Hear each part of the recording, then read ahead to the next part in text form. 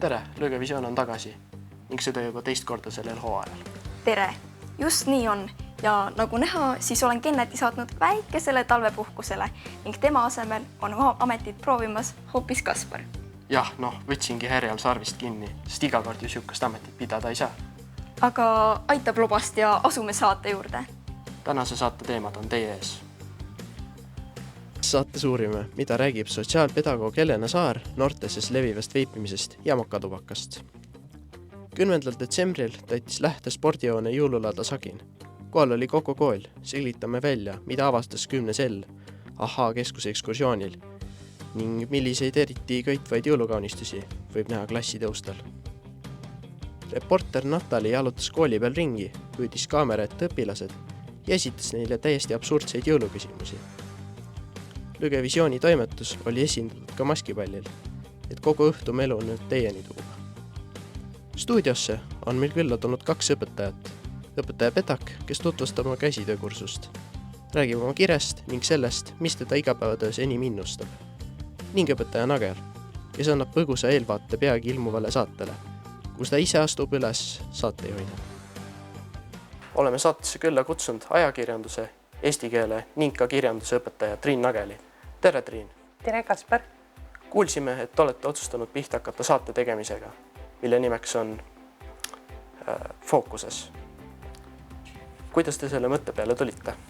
Tegelikult tuli selle mõtte peale õpetaja Gert, aga ma olen selle mõttega nõus, et see on intervjuu saade, mis paneb fookusesse ühe kooliga seotud isiku.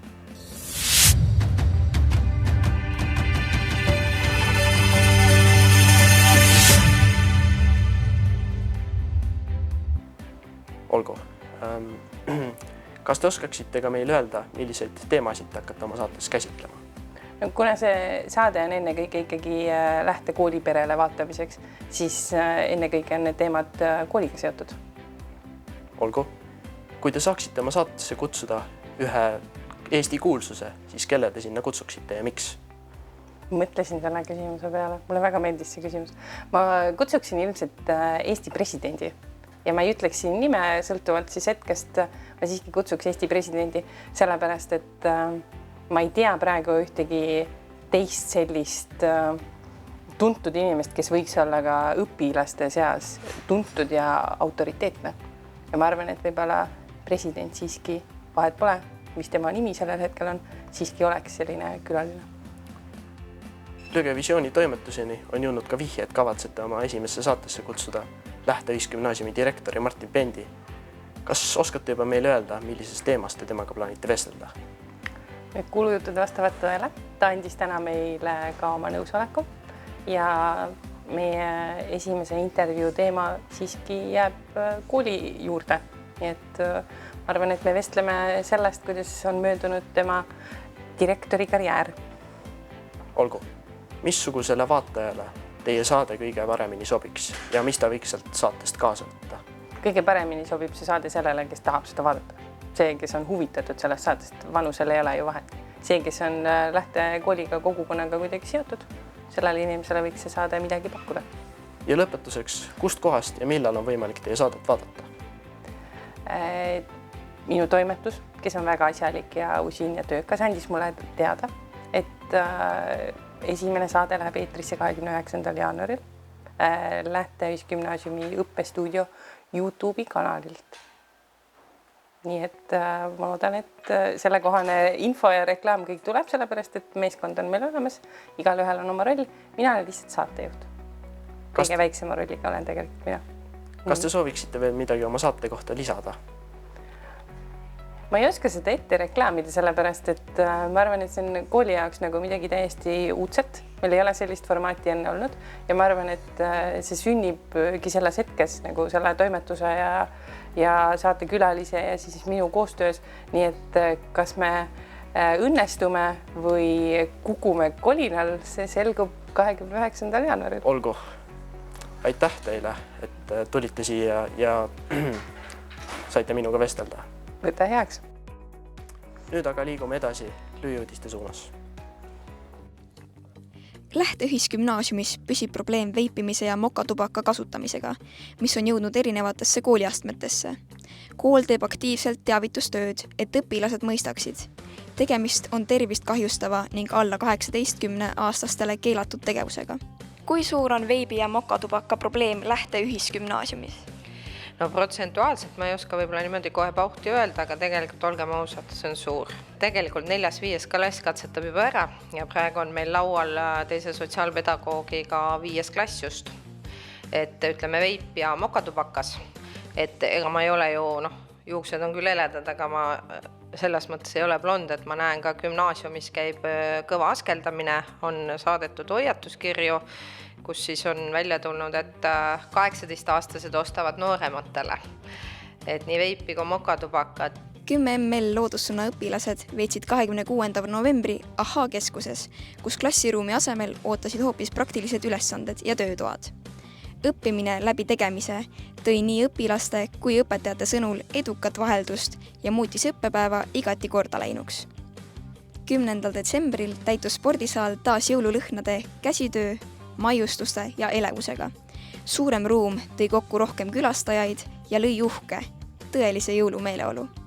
Õpilaste ja õpetajate ise tehtud tooted leidsid rohket tähelepanu ning laat õnnestus igati. Jõuluhooaja algus käivitas ka traditsioonilise klasside kaunistamise. Õpilasi ja klassijuhatajaid kutsuti ruume ja uksi julgesti ehtima, et luua oma meeleolukas jõulunurk. Sõbralik võistlus, kelle klass on kõige kaunim, annab koolimajale lisaks sära ja mängulisust. Detsembrikuu saatesse oleme külla kutsunud 5. A klassijuhataja ning kodunduse ja käsitöö õpetaja Anu Pedaku. Tere, Anu! Tere! Me oleme siin kuulnud, et teil on suur keraamikahuvi ning olete sellesse ka kaasanud kogu koolipere peaaegu. Mida see teie jaoks tähendab ja kust sai teie huvi alguse? Huvi sai alguse sellest, et meil siin koolis on keraamikaahi, mida tegelikult päris pikalt keegi ei kasutanudki. Ja siis tuli meile siia kooli huvijuht Kristi, kes siis võttis kätte ja tegi esimesed sammud, et see ahi saaks siis nii-öelda töösse. Ja siis edasi hakkaski kuidagi lahti kooruma see, et alustasime siis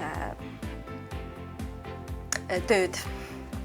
Aga kuidas te olete seda õppinud, et kas te olete võtnud keraamikakursuseid või avastasite selle maailma enda jaoks täiesti ise? Tegelikult ma olen käinud päris mitmetel kursustel ja õppinud seal päris erinevaid asju. Muidugi ma ei ütle, et ma nüüd kõike oskaks ja teaks, aga siuksed põhiasjad, need ma olen endale selgeks teinud, üritan neid ka õpilastele edasi siis anda. Ja alati on väga tore, kui on mõni laps, kes on varasemalt käinud siis kuskil keraamikaringis, kes ka ütleb, mida nemad seal teinud on, et ma olen ka sealt väga palju häid ideid saanud. Kuidas kirjeldaksite oma stiili või lähenemist keraamikale? Ma arvan, et minu stiil on hästi selline puhas, romantiline. Mulle meeldivad sellised kerged, heledad toonid. Et ma ei oskakski rohkem nagu välja tuua, et eks minu stiil on veel natukene kujunemisel, kuna ma ei ole keraamikaga väga kaua tegelenud. Milline on teie tavapärane protsess ühe keraamilise eseme valmistamisel ja kui palju aega see teil tavaliselt võtab? See oleneb esemest, et kui on sellised pisemad esemed, siis pigem vähem aega, aga suuremate esemete puhul on tarvis enne ikka natukene kuivatada, oodata, et siis saab alles edasi toimetada. Et kõik esemed, mis on voolitud, et see ei piirdu ainult voolimisega, need peaks põletama ahjus ja seejärel siis glasuurima ja siis nad lähevad uuesti ahju, et kuna see lõpptulemus tuleb, et kui ma täna näiteks teen midagi, siis see kuivab 5-6 päeva, on ahjus ööpäeva ja siis glasuurimiseks võib-olla 20-30 minutit ja siis on jälle ööpäev ahjus, nii et sellega rohkem kui nädal siis on see terve protsess algusest lõpuni. Milline töö on üldse põnevam? Kas olla õpetaja või tegeleda keraamikaga? See on väga hea küsimus. Olles käsitöö õpetaja, siis tegelikult saan ma tegeleda mõlemaga ja enne jõule käisime iga klassiga, keda ma siis õpetan, ka keraamikakojas ja tegime erinevaid esemeid, mis nüüd on ka siin näitusel siinsamas raamatukogus. Aitäh, Anu, teile selle intervjuu eest. Vahetame nüüd aga teemat. Jõulud on kohe-kohe käes ning meie saate toimetus käis ja pani kaasõpilaste naljasoone proovile. Reporter Natali käis ja küsitles õpilasi ja õpetajaid naljakate jõuluküsimustega. Kuna lähenemas on jõuluaeg, siis küsime täna koridori pealt erinevaid absurdseid jõuluküsimusi. Kui sa peaksid põhjendama, miks said pahade laste nimekirja, siis mis oleks see põhjus? I may be bad, but I'm perfectly good at it. Ma pakun, et ma olen kedagi löönud. Ma tegin midagi valesti, ma arvan. Siis lööksin ilmselt selja sirgu ja ütleksin, et väga vale info, kus te selle leidsite või mis mõttes. Ma olen paha. Ma õpin koolis halvasti. Kui sa peaksid jõuluvannale Tinderi profiili tegema, siis mida sa sinna kirjutaksid ja miks? Yo, mamas. Ma ei tea isegi. Sa võid temal küsida, tema teab. Äkki sa oskad vastata, mis sa paneksid jõuluvannale Tinderi profiiliks kirja? Et jõuluvana on parim. Et jõuluvara on parim. Tugev, teeb hästi süüa. Miks just hästi süüa? Ta teeb küpsiseid ja piima. Ma arvan, et paneksin sinna kirja, et ma olen suur ja tugev mees, sest et jõuluvanad on suured ja tugevad. Et ta on väga hea. Ja miks just see? Sest et ta on hea. Kui sa peaksid asendama jõuluvanna ühe Eesti kuulsusega, siis kelle sa asendaksid ja miks? Tead, ma ei tea ühtegi Eesti kuulsust. Eesti kuulsusega, no ma ei tea, äkki Ivo Linna. Mina, sest ma olen lahe. See räppar Sam sellepärast, et ta on hästi tore ja ta on lastelemmik.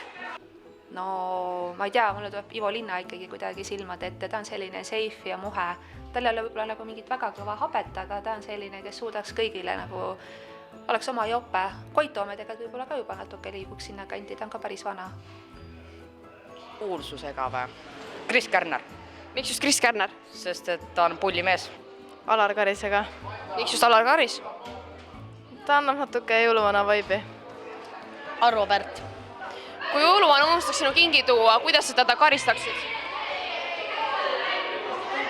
Ma parem ei ütle. Ma ei kirjutaks talle enam. Kirjutaksin kirja talle. Ma ei tea, ma karjuks ta peale eest. Ma ei karistaks, sest ma olen hea laps. Vallandaksin ta töölt. Ei karistaks, jumala eest mitte. Milleks? Ma pakuks talle küpsist ja katust ja kutsuks ikkagi seltsi, ikkagi räägiks juttu ja mina armastan vanemaid inimesi väga, neilt on alati midagi õppida.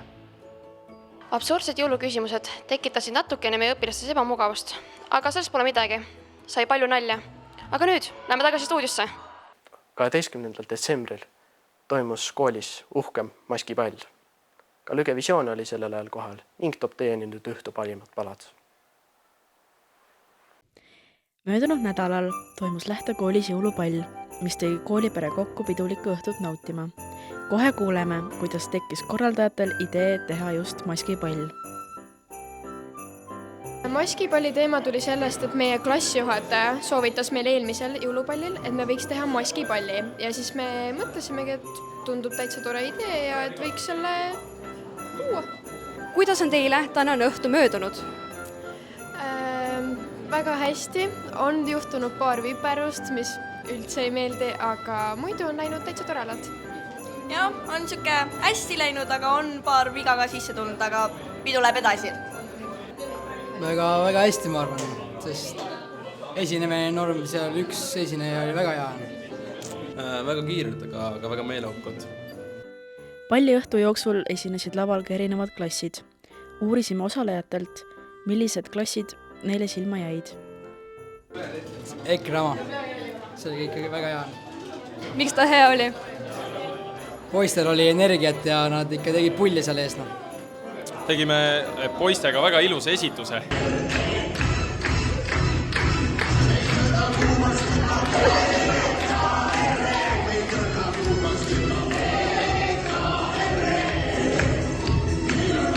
Väga kena, ma arvan, nii et panime nii-öelda kooli ajalool ühe mõnusa punkti kirja.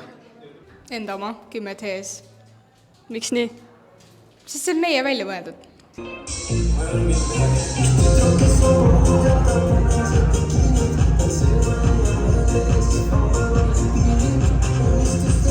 Ka meie oma 10 ml, sest et see on meie klassi oma ja me saime seda koos teha.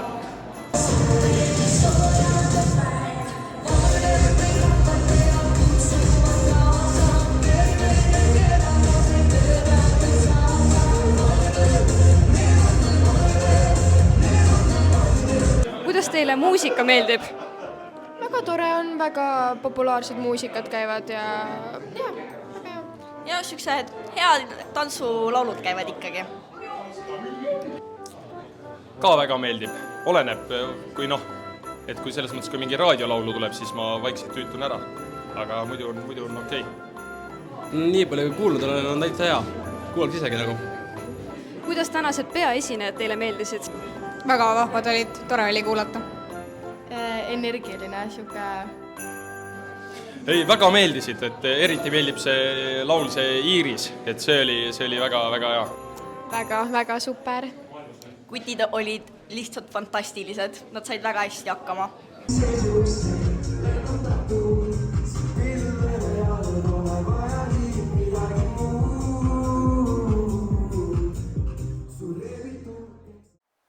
Enne kui lõpetame, siis eelmises saates küsisime teie käest, kes oli sellel hägustatud pildil. Õige vastus on Tanel Padar. Palju õnne kõigile, kes õigesti kaasa mõtlesid või meilile õige vastusega teele panid. Taaskord on aga aeg vaatajamänguks. Ekraanil näete fotot tuntud inimesest. Foto on hägustatud. Kes on aga pildil? Oma vastus saada Õppestuudio Instagrami või Gmailile õppestuudio@gmail.com. Saigi see sügishooaja teine Lügevisioon läbi. Kuidas sulle saatejuhtimine meeldis? See oli minu esimene ning väga huvitav kogemus. Tore kuulda, minu meelest said sa ka väga hästi hakkama. Kohtume teiega nüüd veebruaris. Häid pead aega. Toredat vaheaja algust!